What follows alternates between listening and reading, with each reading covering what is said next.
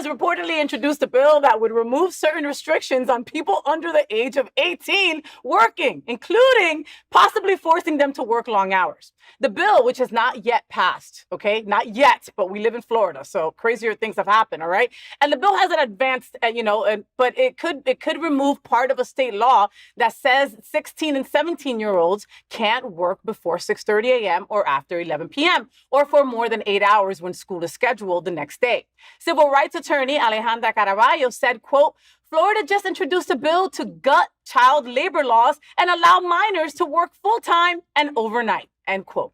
The bill, HB 49, was filed by House Republican Linda Cheney, and if passed after going through the state legislative procedure, will come into force on the 1st of July, 2024.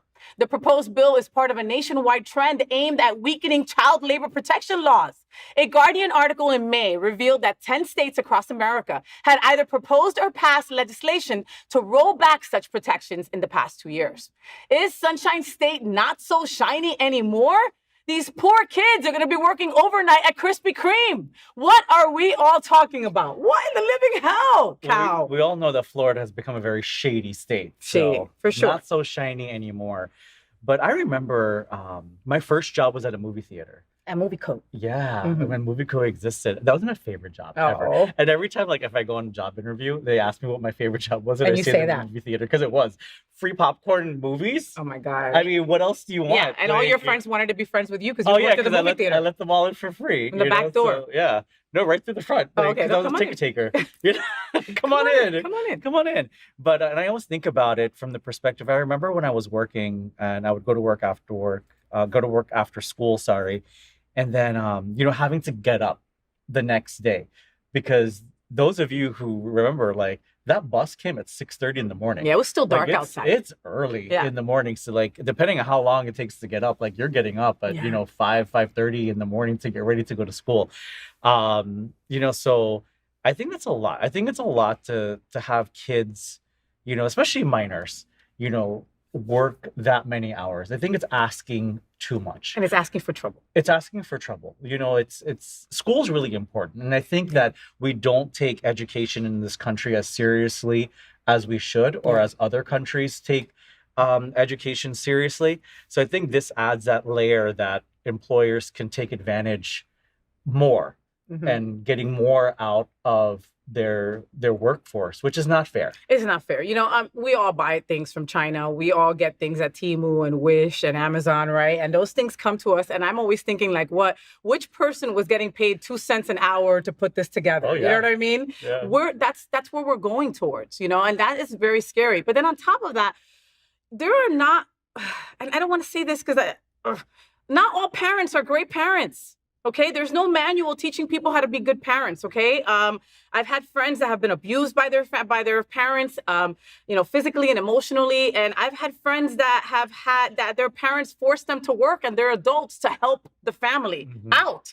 With as bad as things are, with how expensive it has become to live, especially here in South Florida, I feel that these kids are going to be taken advantage of. And it's a large part of it also, and I recognize that. Because I teach, I'm an adjunct professor at Miami-Dade College at the North Campus, and I teach a lot of their online business and marketing classes. And I have a lot of students majority of my students are fresh out of high school. I would say 99%. So they're like 19, 20 years old. Yeah, and they all have jobs because they all come from, a lot of them come from single family homes, and the stories that they tell me, that, they had to work or they had to do this or they have 2 jobs because they have to be able to support their families. And I get it. I understand. And I also recognize that they're also, trying to succeed and going to school and better themselves. But I don't think we should make it more accessible for employers to force kids. Yeah. Because they're still kids. They're still minors. Kids. Yeah. You're talking about a 15 and 16-year-old, Cal. We're not talking about, an 18 and 19-year-old has more things together to figure out what's right and what's wrong. I mean, we're in our 40s, and like we have. I know. Don't tell anybody. Can you cut that out? Production. Rewind the tape.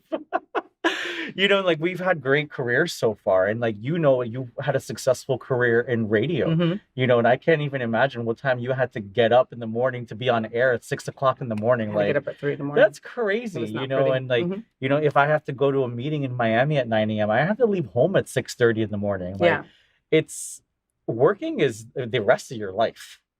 So, I mean, I urge like these 16 and 17-year-olds, like, if you don't have to, don't do it. And for these parents, like, don't force your kids to do it. It's not fair. Like, it's not. Kids are growing up so fast. Let them be kids. Let them be kids. Jeez, my God.